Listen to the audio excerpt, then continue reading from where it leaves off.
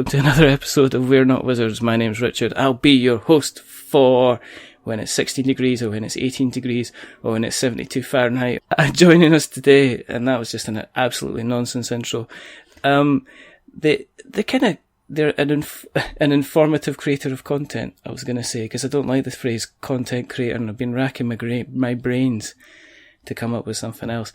I'm just coming up short. It's joining me. It's Maggibot. It's Marguerite Cottrell.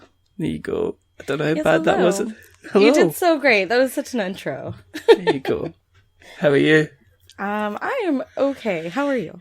I am sweltering. It's far too hot in Scotland. We're not used to the sunshine, and it means that you can potentially try and play board games outside, but it depends what you're playing outside. You want something that's got like really heavy stuff. You know, there's no point in trying to play a card game because it'll probably just like blow away, which is not very good. You have to play like tile-based something or abstracts or something. Azul. Hive. Something. Yeah. Oh yeah, Hive. Because that's... Yeah. Well, that's you can actually... You can't ruin Bakelite. You can throw that in the river. Yeah, you can't even have that, you know. You'd probably play out in an electrical storm and it would be fine. Mudslide. You'd be digging out the Hive later. But Hive will always be fine. The scientists are going to be discovering Hive in thousands of years, and they're going to think it's us, like some kind of communicative language that we used of insects, and everybody else is going to... Maybe we revered bugs so much that we had made these Bakelite pieces. Damn it. Currency's such a better thing.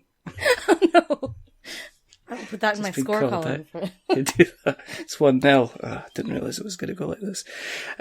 For people who are joining us for the first time, thank you for joining us. The reason that we do this is because there's not enough podcasts out there about board games.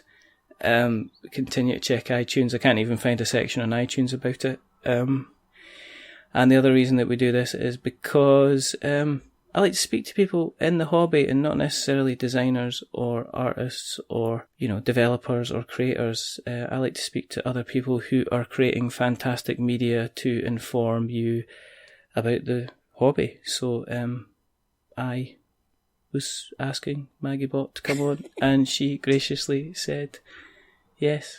So thanks for coming on. I think Bez piped up one day where you were asking, like, who should we interview? And I was like, yeah, okay. Yeah, no. Yeah. She's fantastic. She always gets... Yeah, she either is very informative or she continually just gets me in trouble. One or t'other. I mean, obviously, we're just going to chat about, you know, yourself. I think, okay. You know, I want to know about, you know, obviously what you're bringing to the hobby, but it'd be interesting to kind of find out a little bit more about your history with the printed and pressed trees. So you want to tell us a little bit about how you got into the hobby, kind of like in the first place?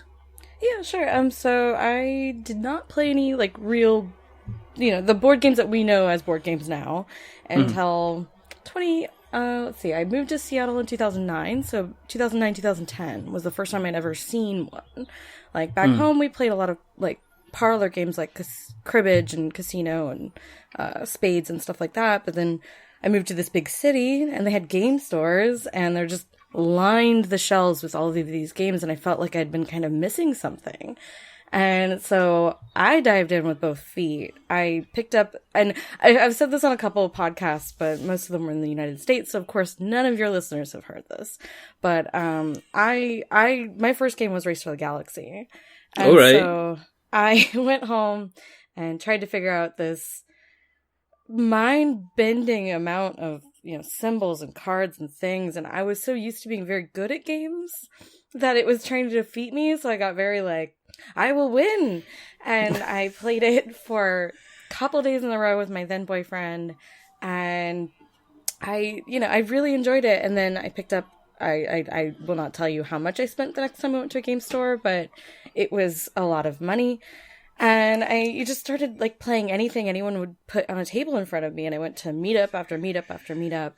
And so I really just once I like something, I just want to know everything about it. I want its history. I want like the full scope of it.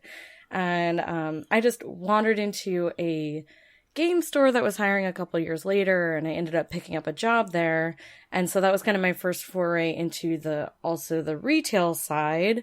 All right. And so 7 years later now, I'm working in the industry in the retail distribution chain for a company called PSI. Who you may never have heard of, and that's okay, because we're all kind of behind the scenes. But I help you get games into stores is all that matters, right? You got the important work here. This That's is the right. important job. I was going to say, did you spend so much money when you were kind of like, when you were first getting into the hobby, that you were actually made Employee of the Month by accident because you were in the game store so often? I definitely did spend a large chunk of money to, but there's a blessing and a curse to living in Seattle, that you could go somewhere every day for a year and the people that work there might not recognize you. We're just not that city. Do you? I mean, it's like a shame thing. Did you end up kind of like, I'm going to have to put a hat on today? Not wearing my glasses. No. I have no shame. Like, I have literal no shame. I will go in and spend my stupid amounts of money. I guess I have slight regrets of listening to other people tell me what I should play and what I shouldn't, because I ended up with a lot of really awful games at first. I had the best time just, like, playing things and making up my own mind, but it took me a minute to just elbow people out of my way that were trying to tell me what the best games were. It took a minute. Do you still have Race for the Galaxy, first of all? I mean, that's the important question. I have it, but I don't play it much anymore. I think I've gotten my lifetime plays out of it. And that's in the 100 plus range. Wow. So I think I'm good. I'm done. It's like, but you got to keep it because it's your first game. You can't kind of get rid of that. Every once in a while, someone will want to learn it and I'll teach it. I don't play in the teaching game anymore, so I've learned this lesson. For things like Race for the Galaxy and another favorite of mine, Innovation. The learning curve is such that if you've played 5 games, you will stomp the person at their first game, and it won't be fun for them, that kind of stomping. Yeah. So I'll teach it to others now. I don't really participate. But that was a strange kind of heavy-ish game, because I've seen Race for the Galaxy. I've seen somebody else try to explain Race for the Galaxy. I think I was involved in, what was I doing? I think I was like unboxing Wasteland Express delivery service, and you know how you've got all the trays and everything, so you have to pop everything, and then you're putting everything in kind of like the game trays. So it takes like 2 hours to organise this game, but once you've organised it, it takes like 2 minutes. But during that time, I heard somebody try to explain Race to the Galaxy to somebody else. And it's like when you're like, say, maybe doing your ironing, but you've got something on Netflix at the same time. So I was kind of like, yeah, okay. So no. I have this like, and I didn't know this is an undiscovered, like I'm a stupid human trick type thing. I'm really good at explaining games for the most part. We all have our missteps. I have my bad days, but for some reason there's something about what I can do in interpreting a rule and giving it to another human that they'll understand it. So I didn't realize quite how hard that game was to teach until I worked at a game store and was trying to teach it to someone, and then hear them try and teach it to their wife or whomever. And that game is just, it's mind-boggling. It's just, I'm surprised that it did as well as it did at the time that it came out. But I can see why, because it's so genius. But the barrier to entry is really high. Is it the rule book, or is it the actual complication of the game? Because I've seen barriers to entry on games, like, say, Cry Havoc, for instance. Oh, Cry Havoc. Ugh. Such a shame, because that game is so good. It is so good, but the rule book... But Portal doesn't really focus on rulebooks that much, or they do, but they don't do it in a way that those of us on the end user side would be super happy with. But no, but bless Rodney Smith and all that sailing him, because if it wasn't for him, I'd still be sitting there going, the rulebook would probably be thrown into a couple of pieces and just say, do you know what? I'm going to make up my own rules just to play along. But no, I mean, that's kind of... The rulebook is not terrible. There's one rule that if I were to design the game today, oh yes, I'm going to take this masterpiece of a game and make it better. But there is one rule in there. It's the consume step, which the game is done over, 6 phases or something. Yeah. So the consume step, the way that it's worded and the way that it works is really confusing to a new player. And it's the kind of thing that if that game were designed tomorrow by the same exact designer, it would probably be cleaned up. Yeah. It just, for the time that it was made, it was absolutely perfect, but we've learned so much now in how to give people rules that they can use. It's very rare that I see a game that just has one of those really bad pits in it that you just can't get out of. The consume step is just confusing and weird and hard to get used to. Other games that you prefer to jump into? I mean, with Race for the Galaxy being like your first one, is there kind of types of games that'll you'll prick up your ears and you'll be, oh, gotta play this? Yeah. I am a cube pusher. Like, anything you tell me it's like a Euro with a bunch of complex mechanisms, I am probably sold already. So, like, I'm really into whatever Vital Lacerda does, and I'm a Steffenfeld head. I'm like 50-50 on Steffenfeld games, which I kind of like. Because I think half the time he designs for a different audience than me. And sometimes it's just these genius, like, crazy mechanisms that all kind of balance each other and make for really dynamic plays. I like anything that's just, the mechanisms are what gets me. It's all that, like, puzzling through of trying to make everything work for you. Anything What's Your Game publishes is my kind of game. Would you, if somebody walks up to you and they've never played games before, are you likely to go into the kind of the gateway side of things, or would you have gone into the gateway side of things, or would you just say, right, feast for Odin, sit down? So I do have a lot of experience with this particular thing, and I kind of take and this is going to be the crappiest thing I say all day, I take a sommelier approach. Right. I get a sense of their personality if I don't already know them. I ask them a little bit about their childhood gaming and what they liked and didn't like. Like, if you hated every time your brother, like, stole something from you in trouble, like, at least that tells you a little bit about what kind of gameplay they enjoy. And then you just, feel it out from there. We have so much gaming to, like, choose from these days. I feel it's silly to identify, 6 games as the gateway games and to ignore everything else. I'd say the most common one I do, if I'm not going to start someone on those lightish games, I'll either do St. Petersburg or Glenmore as someone's, like, first Euro. Baby's first Euros. I was going to say that. It's Glenmore, St. Petersburg, like, anything in that, like, it's got a cool little twist on it, but it's not super overwhelming. Yeah. I mean, is there stuff... Are the games, I mean, do you have like a huge collection of games? Have you just kept going? It's not huge compared to a lot of my friends. I'd like numbers, please. Anywhere from 300 to 400. Maybe. It's 425 in it. It's 425, isn't it? They're pouring out of closets. I have them stashed like anywhere and everywhere that could hold a game. There's a game, including inside themselves. There's games inside of game boxes in my house. You've got board game Inception. Yes, exactly. Sometimes there's so much extra room that you can just shove a couple more games in it, and it's fine. It's like Splendor. What have you got in your Splendor box? I've got Scythe and Viticulture inside the Splendor. I've seen somebody actually take the Splendor box and shrink it all the way down and say, this is the actual size of the box. Oh, I love that when it turns into like a matchbox size. Exactly. Right? It's kind of like back pocket. It's like what's in my back pocket? One side I've got my mobile phone, the other side I've got my miniature version of Splendor, and it's really difficult to tell the difference between the two. My friend Sue's actually made me a travel Splendor when Splendor first came out. It was like on mini cards with these tiny little poker chips. So it fit in a deck box, like a regular deck box. That's pretty cool. Do you still carry it about with you? That's not my carry-around game, but it's just not my favorite game on earth, but that's fine.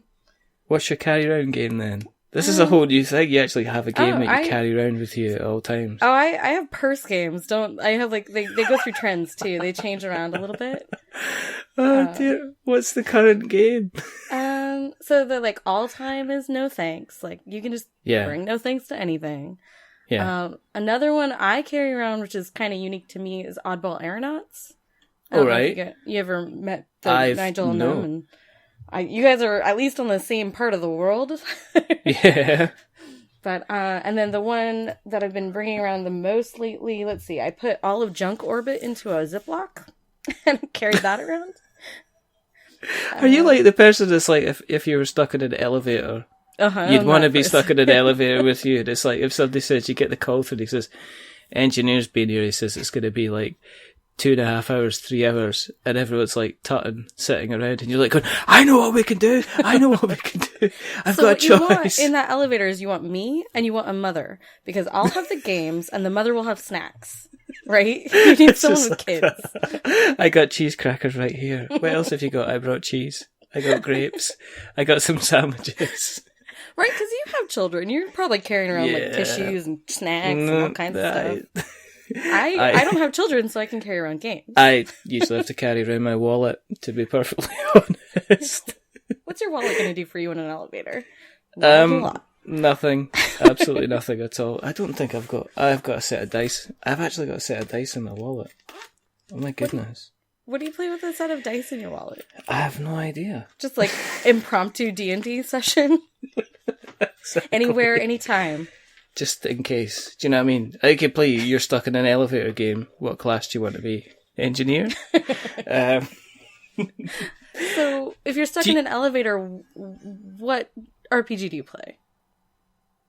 Do you just play do you just start as you're stuck in an elevator? Roll to see what happens? I think that's what you do. I think you would do some kind of, there's a murderer in the elevator type of thing. And you would just get, you would just get somebody to lie on the ground and they could be the person that's been, not here. And then everybody else has to guess who the actual murderer is, Or you could do anything at all. You could say you're stuck in a cell. It's anything. It's, it's the imagination could kind of flow anywhere. I would probably just end up saying, could somebody else GM, because I'm not very good at GMing. I've not got good imagination. So I mean, it's like, Mum, do you not know any stories we could play? She said, no, but does anybody, I've got some sandwiches, I've got some bologna, anybody hungry need some kind of food? I think that's a better way to go anyway. Do you manage the collection then? I mean, do you ever call, do you sell, do you have to kind of get rid of a lot of things? We've gotten to a point now, so most of my collection, 90% of my collection are just games that I buy. I just want to play the games, I want to teach them to people, I want to bring them places. But there's a 10% that people just hand me at shows and things. Yeah. Because I go to a lot of cons, I go to a lot of places. Yeah. And I really appreciate when people do that. I try and tell them not to if I don't think I'm going to keep it. But most of the time they just, they want to, it's a goodwill thing. So I try and find someone in my life to gift those to. My sister and my nieces get a lot of games. A few select friends around town get a lot of games from me. And then about twice a year, I try and do an actual sale of things that maybe I got my plays out of or I'm not really happy with anymore. A million different reasons. But I do try and cull them down so that they don't literally take over my house. Are you a bit of an enabler then? I mean, are you expanding people? I mean, on the other side of it, I know you say, I give out these games, but is it on the proviso that you could go around their house and potentially get it back? No. This is theirs. I don't want it. This is a storage plan. Have you got a spreadsheet of all the games that you've handed out and went, I better go and ask if I can borrow that? No, my personal policy about a game, especially under the $20 mark, and this is the same for books and music or almost anything, is that if you loan out a book or a game and it's under $20 and they really like it, you're probably not getting it back. You should just accept that and move on. I think I have purchased more copies of Deep Sea Adventure. I think I've purchased maybe 6 or 7 copies now in my life. Is that the game that's in the little mint box that you've got? You've got the little tiles, and then you've got to go down and get the treasure. You're gonna I'm pretty sure. No, I'm pretty sure it's the one with the oxygen. It's in a mint box. Yeah, it's a little oink game with the oxygen and blue. Yeah. It's light and lovely. You can pick it up and play it anywhere, and it's that perfect little we have 20 minutes before dinner gets here or whatever. You put it on the table and yeah. It's really kind of good. It's really kind of good fun. So in your job, do you get? I don't expect you to go into your job, but do you get kind of like? Is it like a little bit of an Aladdin's cave at work? Do you see kind of the samples? Really? So the good and the bad is that I work remotely. So my company is based in Atlanta and I am in Seattle. So that's, a fair amount, it's a couple of bus miles. journeys. Yeah, that's a bus and you need to have snacks. You need to make sure you're sitting next to the mum on that journey.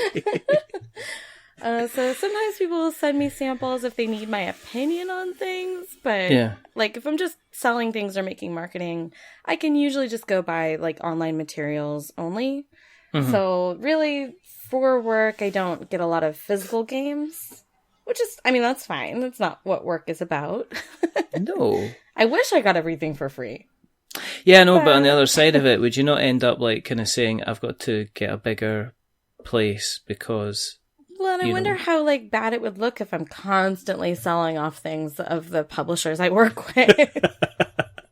Exactly. You could just say, well, I'm just testing out the distribution model and the retail price this could potentially go for. Well, because we don't work with a lot of Euro producers. We work with a lot of lighter card games, party games. Oh God, the party games. And so they're just not my personal taste. I can sell them and I can find what's fun in them and who would be the audience, but it's not me to sit around and play those raunchy little card games and stuff like that. It's just not my good times. Oh dear. Have you ever, we mentioned obviously Bez, but did you ever get a chance have you ever seen or played Yogi or In a Bind? So I saw them at some trade show over here. Yeah. I didn't play them. Again, it's just not my good times, but I think they're adorable. And I really love Bez's Wibble Plus decks, the multi-use cards in one. I always think that's a clever spin. Yeah. My son loves Yogi. He's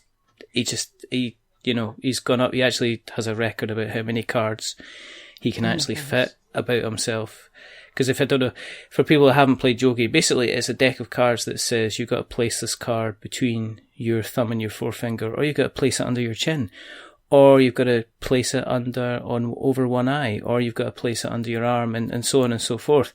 But the beauty of the game is that as you play more and more rounds, you've got to keep the other cards that you've already drawn about your person. So you can see these people that they look like they've been they've been upper altitude deprived of oxygen and they're getting cramps throughout their bodies as they're lying on the ground, and then you'll hear somebody scream as they've just twisted their elbow in a way that an elbow shouldn't go, and then all of a sudden all you'll hear is, I won!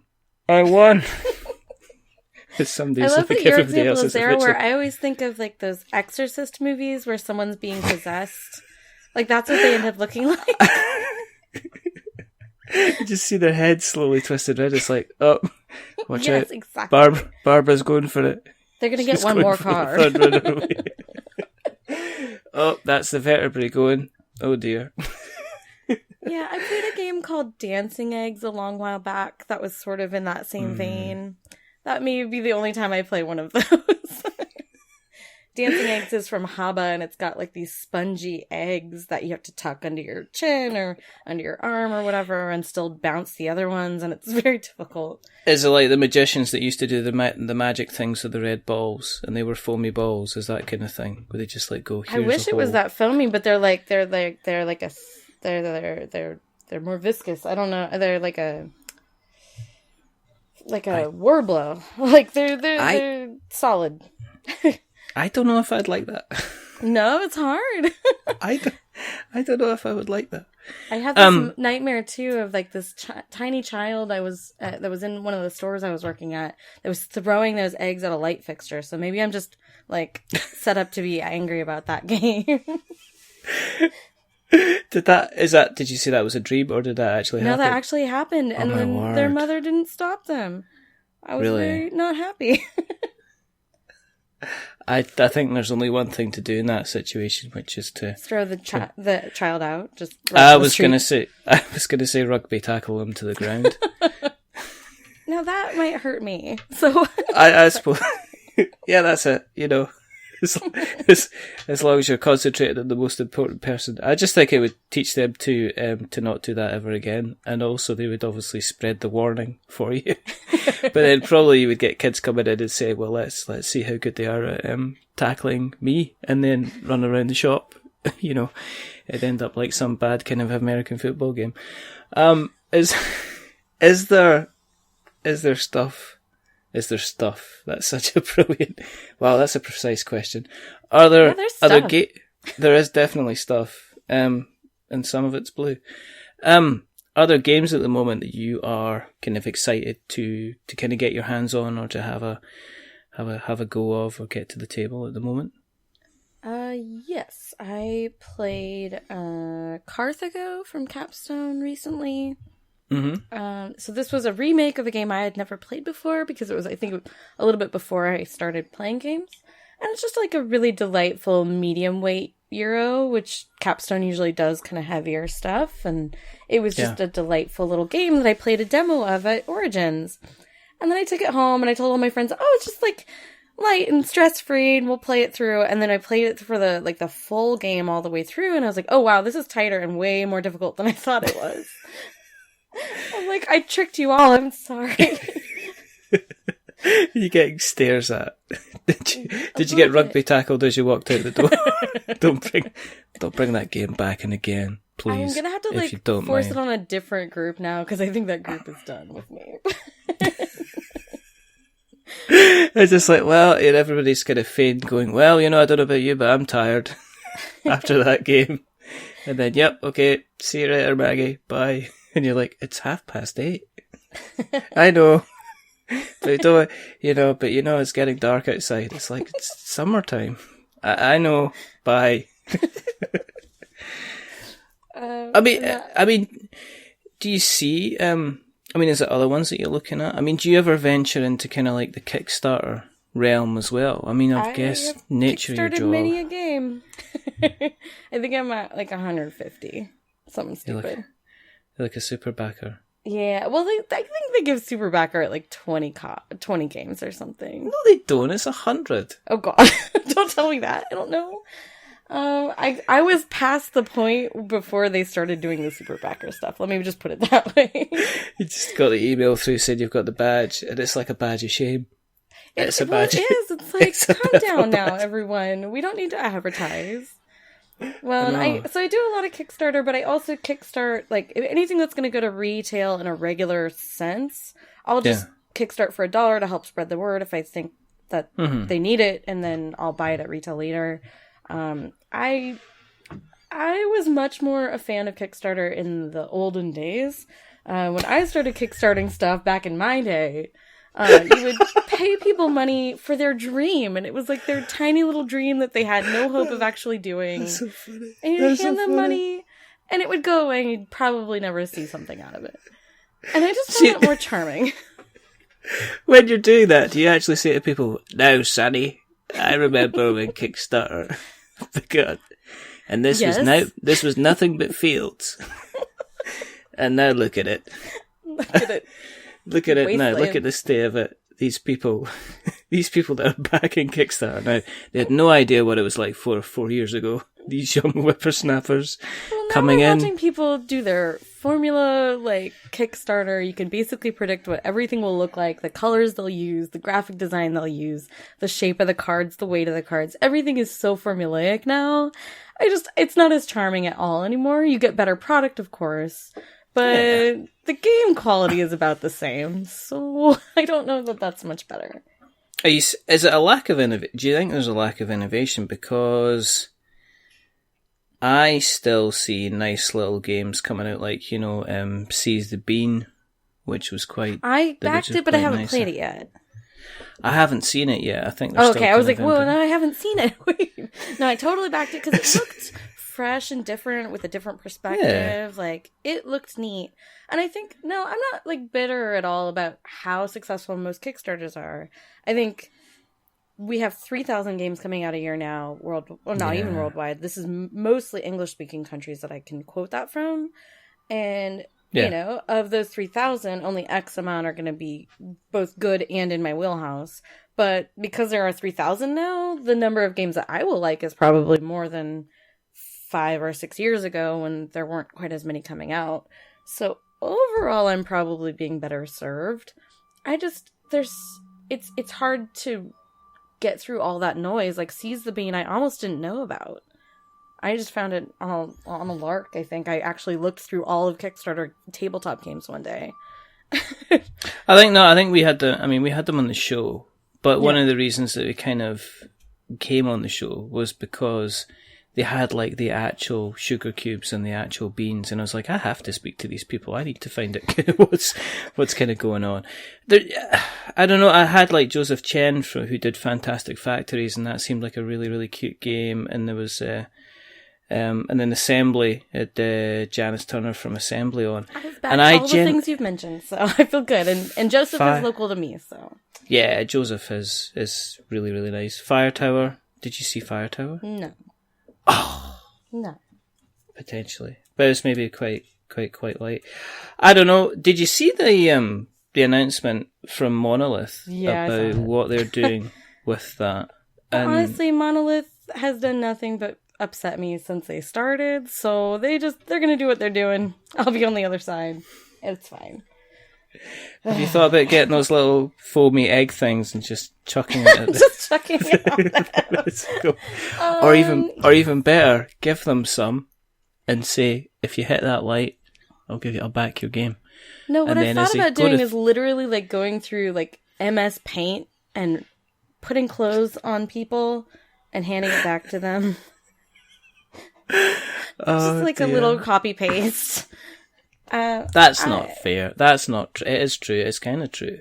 It's pretty true for their games, but the whole like they're not doing through retail, which totally makes sense to me. That their games are not really retail appropriate.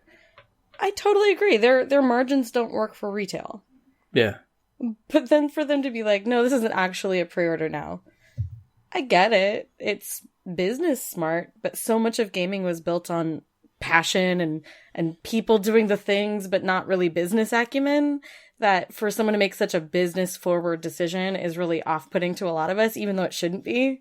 Like, we should recognize that as what it is. Like, that's a smart decision to make, but all of us are like, ugh, not the spirit of the thing.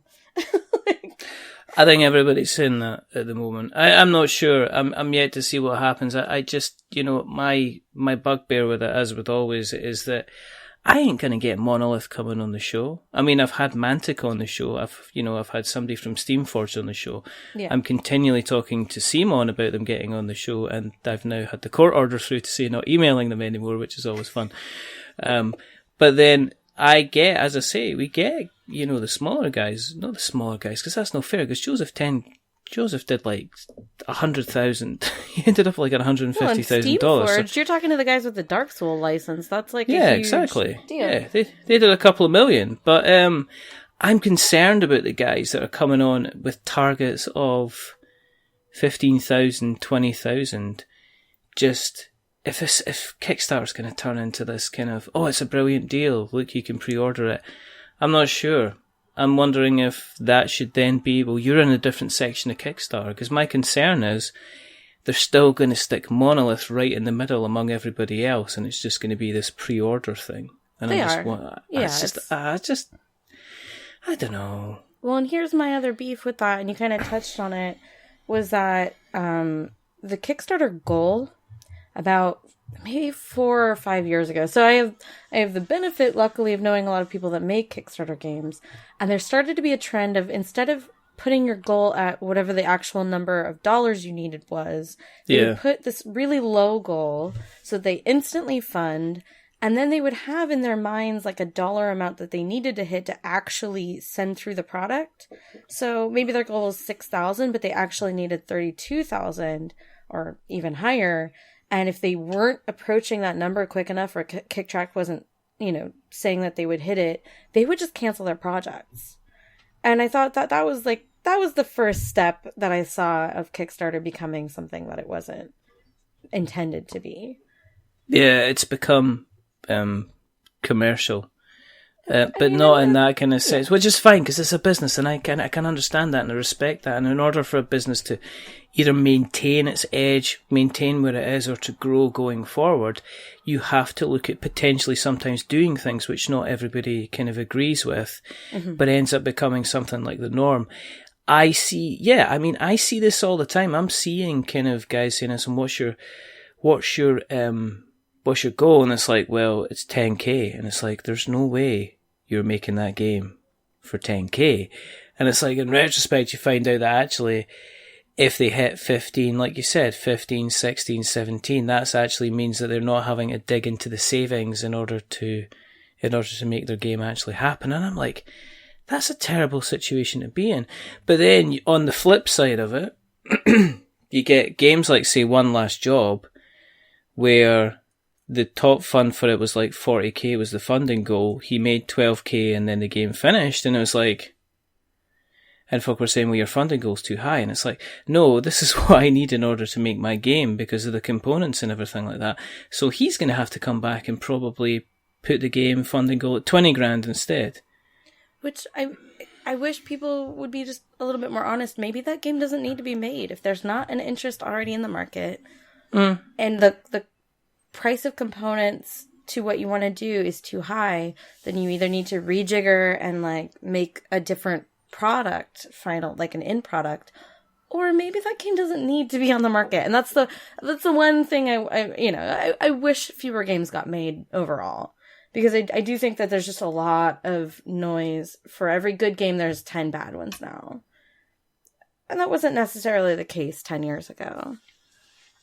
Yeah, I don't know. It's difficult because I'm always concerned I'm missing out on the little gem that is out there that is going to be kind of fantastic. And you kind of look through it and you can see them, and I can see the other ones, which I'm just saying, you're going to fund, but I don't know if this game is actually not just something else that is already kind of out there. I don't know. It's a difficult one. If your goal is just to fund, you can go online and you can look at like 3 different websites that'll tell you exactly what you need to put in your game, the things you need to say, and the things that need to be in the styling of the game, and you can fund. Like the formula exists for a reason, because people have just found a very consistent way of getting money into their projects. But if you want to actually make a good game and still find your audience for it, it's a very long process, and not everyone is very good at the beginning part of that, which is finding their people, building the community part. It's a different question, right? Kickstarter is 2 sides of like, either you hit really good on one project and then you just use that same audience over and over and over, like your tiny epics do that, or you have to build it from scratch somehow and find people and not just spam them and get them excited and get them to share your stuff. And, it's either that or you just, throw some minis in your campaign and put them as a stretch goal as you go. It's just a nightmare, though. I can imagine. I mean, for you and me, doing the social media stuff, I can do that morning, noon, night. You know what I mean? Mm-hmm. Don't ask me to tie my shoes, though, because I'm rubbish at that. The practicalities of doing something. If I did a Kickstarter, everybody would know about it. Because everything would be, I know how to be noisy. That's, that's on my school reports. But I think, I'd struggle with potentially the design side of things. Maybe I know I could potentially make something look good, but I think what would happen is somebody would play my game and then go, but if you do this, the entire thing breaks. I can run away and kind of win. But then I see these fantastic designers who are just like sitting there going, I missed out on making Noise Class. I don't know what I'm meant to be doing, and I know I'm meant to be launching my Kickstarter in kind of like a couple of weeks. But I don't know. It's a difficult one. Well, and I think all of us in social media, and I'm going to speak for everyone now, every once in a while, like, someone will get you, right? They'll DM you like, hey, have you seen my Kickstarter? And you're like, hold the phone. Can I talk to you about your approach here? Do you want to have a conversation about social media? So, like, I'd say once a quarter, maybe a little bit more often, I'll take someone aside and I'll just be like, don't auto DM me first. Let me tell you about your strategy. Let's talk social media. How are you going to do your marketing? And I've had an okay time doing that. A lot of people are really receptive to it, because as soon as I see certain behaviors that, like, oh gosh, there's the Kickstarters that at content creators and then just say, please check out my Kickstarter. Yeah. And you see them trying because they don't quite understand how social media works. So they try whatever they think is going to be the most effective. And so every once in a while, all of us have to take our time out and just give them the 101 version if they're not willing to either research it themselves or hire someone to do it. But I don't know if you put that into a budget. I mean, I know that I would. I know that. I think it pays in tenfold. Good social media and good marketing. Oh yeah, absolutely. Yeah, I've no doubt of that. I don't think it's something that most people put into an actual budget when they sit down and decide about kind of making the game and stuff like that. Yeah. I think there's a lot of businesses that, well, creators, that would have done a lot well if they had just reached out to people beforehand and just said, guys, you know what you're doing. How do I get this out there? How do I make as much noise as possible? And I have, and I mean, you do get contacted a lot by guys that are saying, well, you know, any chance of coming on the show? And it's like, yeah, when's your campaign? It started Tuesday. And it's like, yeah, come on board, you know, step on board and see kind of where it goes. I see kind of, I see a lot of first time creators becoming kind of like second and third time Kickstarters though, that they're having to maybe run their campaign 2-3 times in order to get themselves as much as I feel for them, I think it's a great learning process, and I hope that they take it and run with it the next time, because I would much rather see them fail the first time to do that much better their second, third, fourth time than just kind of sneak to their goal, like just barely to their goal the first time, and then do that same thing over and over, which you see sometimes, where people never really learn their lessons. Yeah. I mean, in terms of the content creation side of things, I hate that phrase. I know, you can use whatever you like. Say whatever you want. I'm not going to say Making noise. Stuff, just say stuff. It's fine. Noise goblin. Yeah, that's perfect. That's good. I'm a noise goblin. What do? I create noise. I mean, you've been involved in that side of things as well. You do your videos and stuff like that. I mean, what is it? Just a drive to say I'd like to get something out there that's my own. I want to contribute back to the kind of the community that's, or the games themselves, which have given me a lot of enjoyment. I mean, what kind of made you decide you were going to do that? Yeah, it's definitely multi-purpose. In my previous life, before I was into games, I was very into movies, so I did some movie reviews. Mm-hmm. So when I got into games, and I will say there are some really embarrassing old videos of me doing, like, rules run-throughs. I'm going to watch them all. No. But I don't really mind if people watch them now, but when I got into game review, I was like, oh, people do rules and then they give their review. And I kind of like watched a lot of content. I was like, okay, so you should do like, anywhere, because these are Euros. So 8 to 15 minutes of rules and then about 3 minutes of review. And over time, I very much realized like, the rules part of it should just be that by itself, kind of like what Rodney and Paul Groh can do. Yeah. And review can be as long as you want. I didn't have to stick with this 3 to 5 minute, because I was never going to make my job was never going to be content. I'm never going to be a reviewer as a paying like day job. So I can just do whatever I want. So now, like, I vlog when I want. I make lists sometimes, and sometimes I just talk, and sometimes I interview people. And I've had a much better time of it once I just got over having to do something rather than doing whatever I wanted. It becomes a bit of a pressure thing for you to create kind of videos, create blogs, create podcasts and stuff like that. I see a lot of other people, my peers, kind of going down this route where they kind of, people do videos and then the next thing you do, they're doing a podcast, or people are doing podcasts, the next thing you do, they're kind of doing videos, or they're doing written reviews. And I think that it's almost expected if you're there for a while that you're going to end up kind of doing at least 2 of the 3 kind of thing. I do a mix. I had a podcast for a very long time. I'll probably have another one someday, because they're just different mediums, different audiences. A lot of people that like to follow me don't watch video, but they drive a lot, so they want something to listen to. And so we've discussed that, especially because I do feel like I have a pretty good perspective on things. So I do think I give some some relevance in a very crowded place.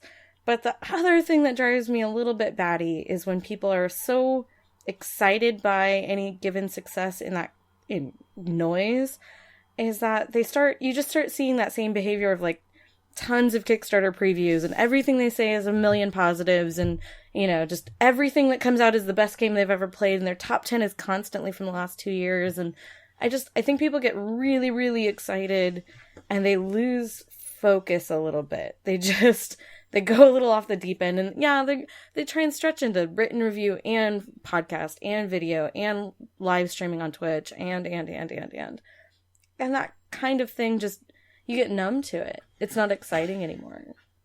Yeah, I think it becomes a job, and it shouldn't be. At least for me and my purpose, it's never going to be a job. It's just going to be something for fun. Because I don't want to make games, so that's kind of like you either make games or you talk about games, right? Yeah, exactly. I think there's always, and we always say this all the time, is that there's always, I think everybody's kind of usually got some kind of little game at some point that they're wanting to thinking, well, this could be the one that could maybe create something out of there.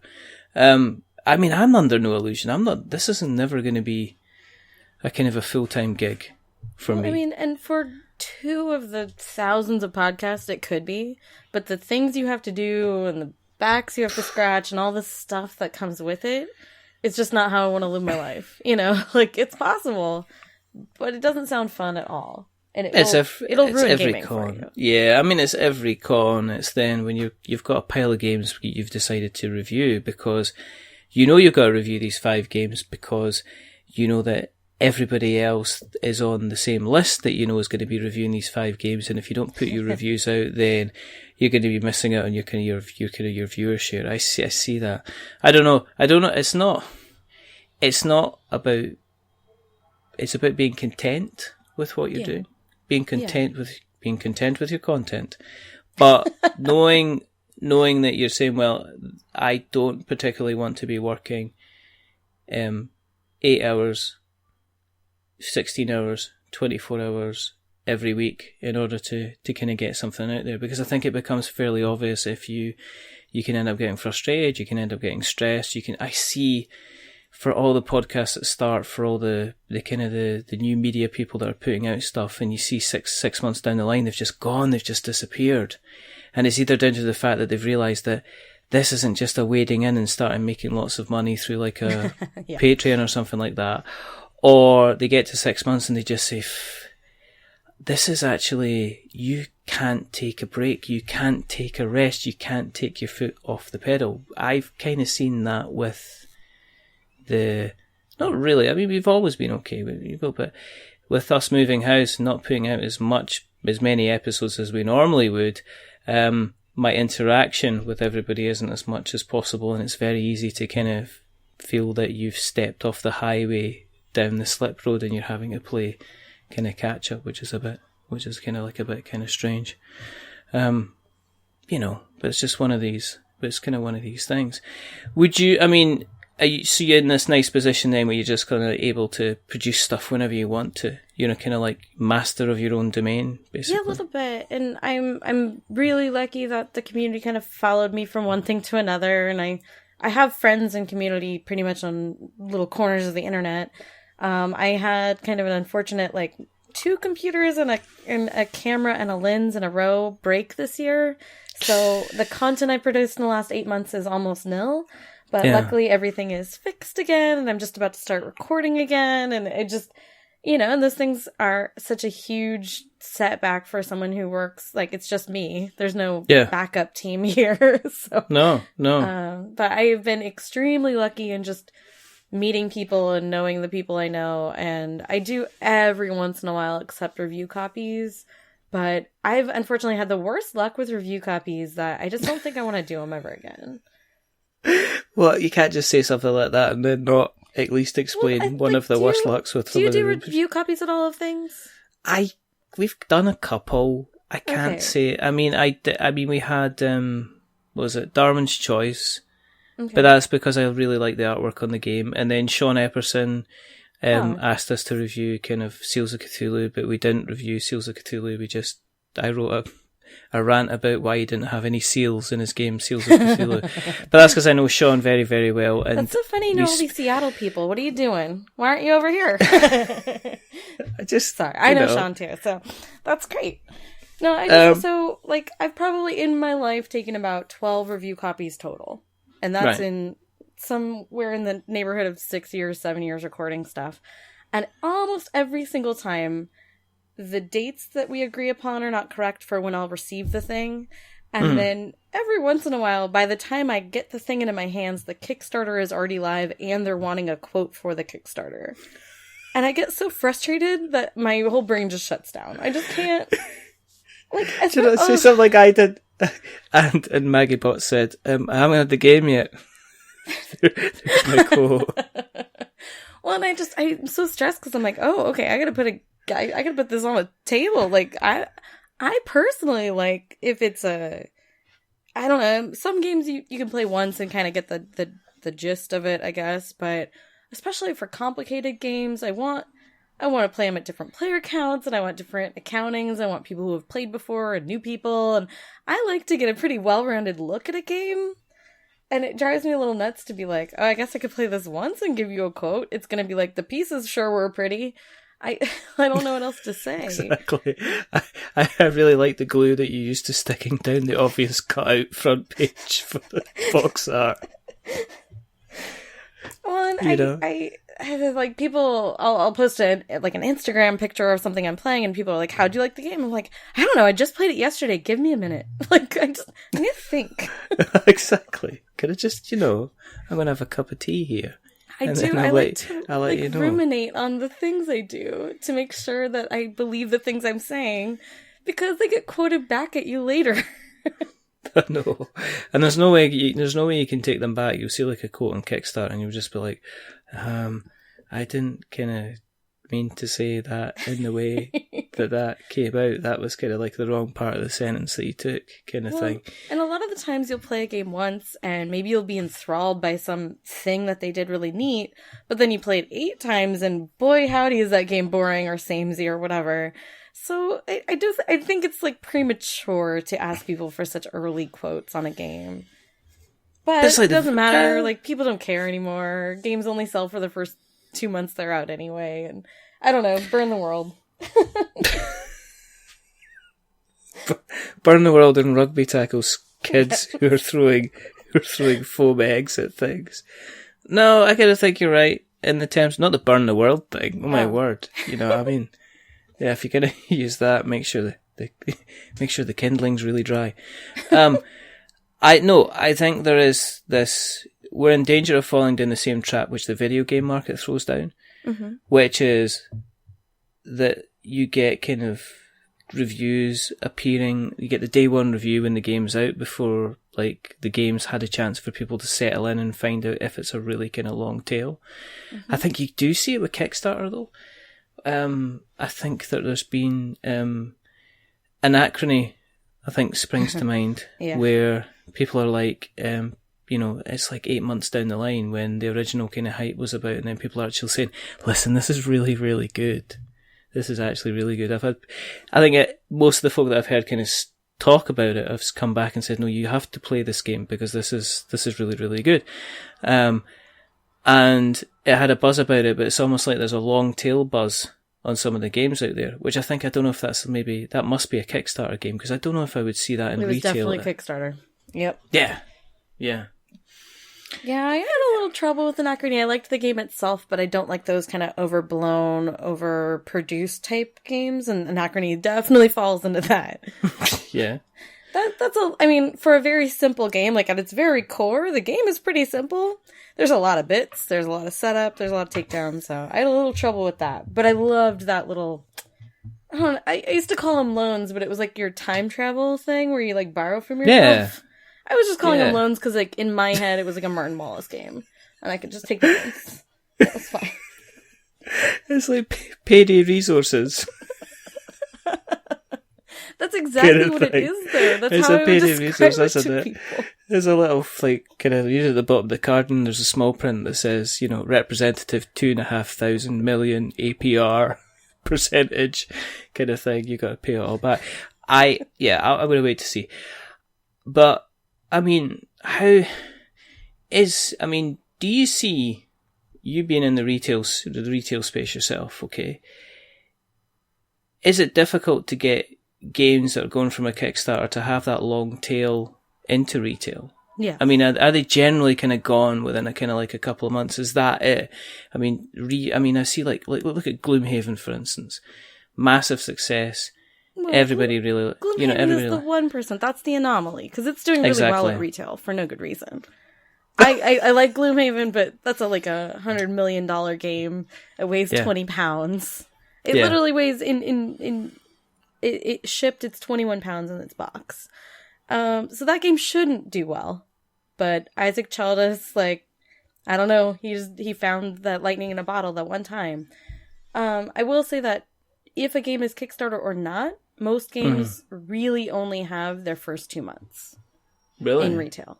After that, they need an expansion, they need a new edition, they need some sort of new buzz, they need to be picked up by a national outlet, like an NPR or something. I'm talking United States specifically, of course, now, but they need something outside of the gaming hobby to pull more focus to it. Otherwise, games just don't last anymore. And I don't know that was that different that long ago, but it was certainly a longer tail than it has now. We do have those 1% games like your Power Grids, your Ticket to Rides, and those types of like evergreen titles that will just never die. Yeah. Dixit. I always see Dixit. I was in the bookstore today, big chain, and they had Dixit on the shelf. They had Scotland Yard as well, and they also had Sherlock Holmes Consulting Detective, and that was just like sitting there. They also had Fallout, the board game. I've heard Fallout's actually really fun. Yeah. I've not played it yet. I've heard it's really, really fun. I played Outlive yesterday, and it got a lot of comparisons, so. No, it was $70 roughly, so it was a bit of chunky change. I can see why it's been left, because I saw it, but I was in the same bookstore about 5-6 weeks ago, and it was there as well, and I think, do you know what's going to happen? This is it. This is going to be non-people looking at board games next to the Harry Potter stand. So looking at the Harry Potter stand, they turn around and say, oh, well, what are these? And they see Dixit sitting there for like, $35, and then they go, oh, Fallout, I recognise Fallout, my son plays Fallout, and they pick up the box and they go, $70? You're having a laugh. It just gets thrown across the room. I really think that licensed games, I think, and this is 90% of the time, because you're always going to have anomalies no matter what you do, but 90% of the time, a licensed game should be designed geared toward the everyman, the video gamer, or whatever the license comes from. You want that fan to enjoy the game the most. Not necessarily us 1% niche picky gamers who want like a million mechanisms and we want all these other things going on. I think like a Fallout game for $30 is like a no-brainer for a Fallout fan. But for $70, there's no way, right? Well, that's more expensive than the actual video game. Oh, really? Yeah. I don't play a lot of video games. I play like things on my Switch. And so I don't know what things cost. No, I mean, I kind of looked at it and I went, I know I'm going to come back in 6 months. And that be, like, game, clearanced out. It's still going to be sitting it's still going to be sitting there at the full price, or it's going to be in a clearance thing. If it is on a clearance thing, I'd probably take a punt on it, because I have heard some very, very good things. Oh, I've heard some very reliable opinions tell me that I should play it. I've never played a Fallout game. Yeah. So I was just not inclined to try it without, being in a con and someone putting it in front of me or something. Yeah, I know. Because it's a risk, because there's so many games kind of kicking about. It's like, well, my time is precious to me. Am I sitting down, am I playing this game? Am I sitting down, am I kind of playing that game? Which is, sure. It's just like, and people are saying, well, there's two different types of board gamers nowadays. There's the board game collector, and there's the board game player. That there's a guy that has all the games that come out, and they have them, really, really well organized, and they have them, in shrink wrap, and they have them alphabetized or whatever. And then there's other person that has less games. They maybe have like 50, 60 games, but they're all getting played kind of multiple times, and this person is pruning their collection kind of as they go, which is always like really, really strange. So, for you said you're going to get back on the horse, not literally. Yeah. Not a real horse per se, but... It's like a video camera type horse. It's got a video camera for a head. It's like Westworld. What kind of things? Are you going to go straight back into the reviews? I mean, is this a time for you to have some cogitation and reflection and maybe decide to do something a little bit different? Or are you just, look, I am just getting back on this horse and doing the stuff that I did before because I know there's an audience. And I'm never going to be like a sketch type person, like, like actual LOL or the Shut Up and Sit Down guys. They've got that covered. Yeah. And so the section of the internet that I seem to, at least I feel I have a good voice on, is playing some of the heavier stuff and giving my opinion about them and talking about teaching and strategy and kind of like maybe a little bit more of the background of the game, not just like, did I like it? Yeah. I feel like I go a little further into just like, how easy was it to teach? How many plays do you think you'll get out of it before the next thing comes your way? And really I found my audience. It's not a large, giant audience, but it is loyal and lovely, and we have really great conversations. I have one of the least toxic YouTube comment sections on Earth. We always have really fun conversations about the games, about other things going on. I've had like full-on recommendation threads go through my YouTube comments. So like, I don't really feel like I'll change that part of it up. Because I think no matter what I do, I want to keep what I built there. Yeah. I can't imagine what kind of content I would want to do outside of what I already do. But, Yeah. I always keep it open as something to think about, but I don't want to do rules. I hate rules videos. They're just a pain. I don't know if you ever made one. Oh gosh. I try to, and then I just stop doing it. I'm not doing this because I know I'm going to get something wrong. And would you like to edit this for 16 hours? Of course you would. Like, because you have to make sure everything is correct.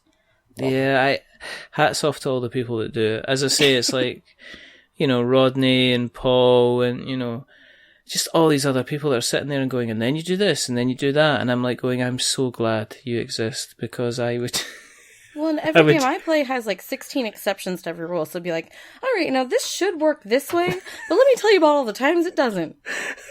Cut to me like an hour later, just out of breath and tired. I know. I feel like that'd be my 1.5 hour playthrough of how you play Love Letter.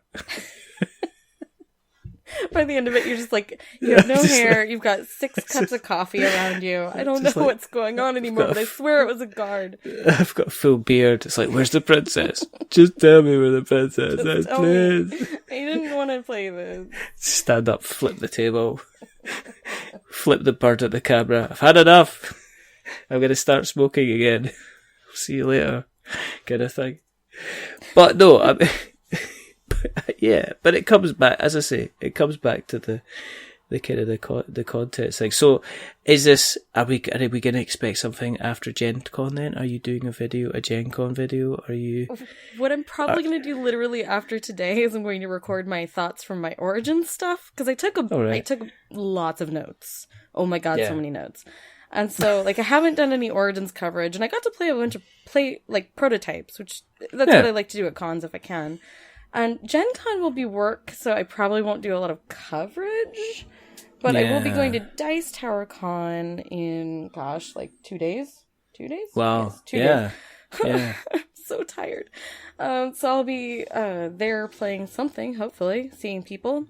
Every once in a while, I also contribute to, I don't know if you've ever seen Board Game Blender on the Dice Tower Network. But yes. Z's a friend of mine, so sometimes I'll throw a couple videos on there, and I haven't done that in so long, so I'm gonna try and record a few and send those to him and surprise him.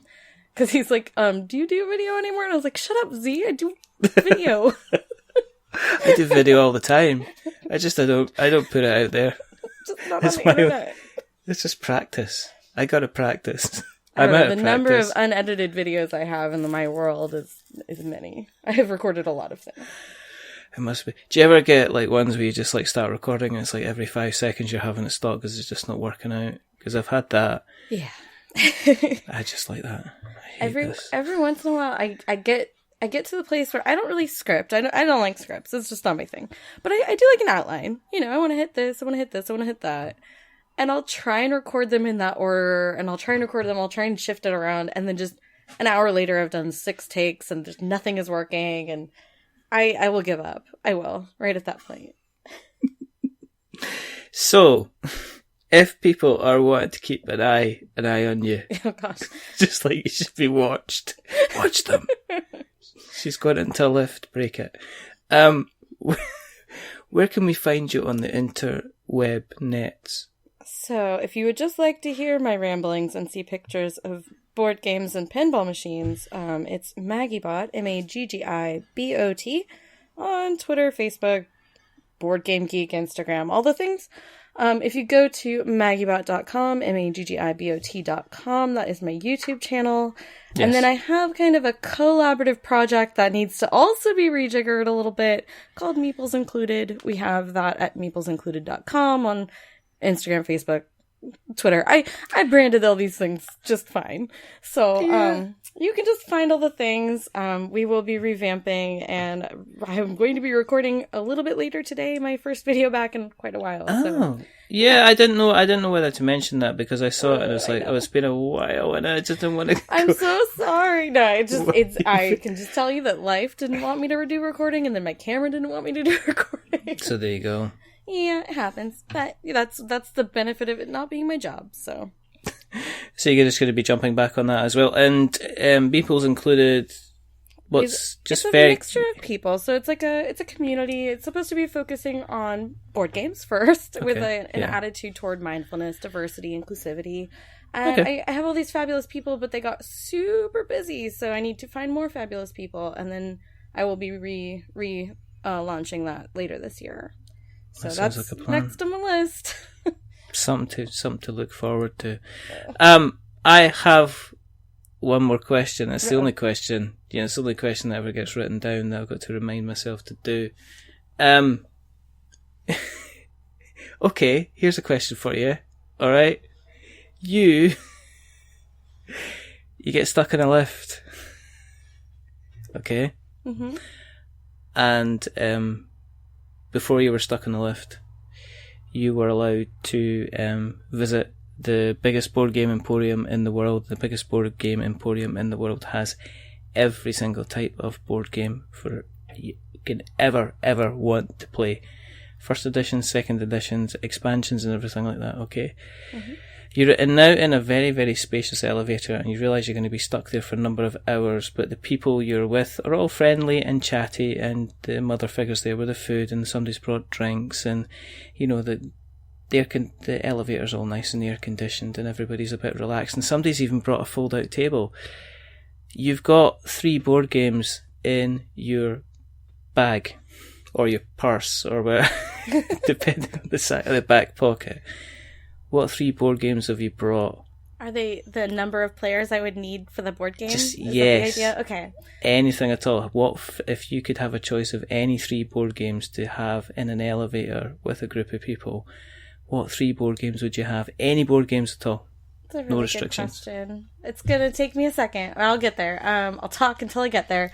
That's fine. I would need at least one, probably Kanban. I would make some gamers out of these people somehow. Okay. At Kanban first, I need a cribbage board and some cards. Okay. And some sort of like trick taking, like a Niet maybe. Okay. I think that's what I would do. That's cool. That's fine. Excellent. Yeah, so you could just play for hours until, in fact, when the engineer turns up and opens his doors, you tell him to come down and they can join you. Yeah, I would teach him the game too. I would probably gift him the games. Exactly. We've been playing this in a cramped environment and somebody did start to smell a bit, so we had to... We're glad we're out of the place. By the way, there was also a bathroom in this elevator. I'm just going to put that in there in my scenario in my head. There was one of those Ziploc bags. Oh, no. Just got into a horror movie for now. Okay. Just going to leave it there. Have you ever answered this question? What's that? Have you ever answered this question? No. What were your 3 games? What, my 3 games to take with me? if I was stuck in an elevator. Uh-huh. I would take Ashes, Rise of the Phoenix Born. Okay. I would take Catacombs 3rd edition. Okay. And I would also potentially take I think Dead of Winter, I think. Ooh. A little betrayal in the elevator before you go. Exactly. Well, I mean, I don't want to necessarily leave for these people as friends. See, I was thinking like Dominant Species would be great, but no, I would not play Dominant Species in a closed environment. No, definitely not. Definitely not. What I'll do is all the links that you give me, I'll make sure they go in the show notes so that we have notes to show. If you guys want to keep an eye on what we're up to, go to the Googles, search for We're Not Wizards. You will find us there. On Twitter at We're Not Wizards. On Facebook at We're Not Wizards. You'll find us on Instagram at We're Not Wizards. We're on YouTube at We're Not Wizards. We beg for things. Yeah, we got a Patreon. Just, but you can find us on all the podcast catchers like Podknife and Podbean and Stitcher and Speaker and Acast and Player FM and all these fabulous, wonderful places. If you have enjoyed what you like tonight, please jump onto Apple Podcasts and consider dropping us a subscription, because that helps us very much indeed. If you like us even more, then consider giving us a rating or a review. If you are going to give us a rating or a review, don't give us 10 stars, because it makes me big-headed, and don't give me 1, because I'm an ugly crier. They give us something in the middle, like a 5, because it's average. We are just a little bit average. But the person who's not been average is the rather fabulous, the rather wonderful Maggibot, or Marguerite Cottrell. Thanks very much for coming on. Thank you for having me. This has been a lot of fun. And there's only 2 more things to do. The first thing is to remember that we are many things, but we're not wizards. Are we wizards? No. Absolutely not. And the second thing is to say goodbye. So it's a goodbye from Maggie. Say goodbye. Bye. And it's a goodbye from me. Remember, stay safe, roll 6s, and make sure, it better be the next couple of weeks, next couple of months, to jump on and check out Maggie's content. Or check out the old stuff. Check out the first stuff. Oh God, don't do that. And work your way forward. My top 100 of all time is like the coolest one. Well, do that then. Check out the top 100. That'd be fantastic. But until the next time, goodbye.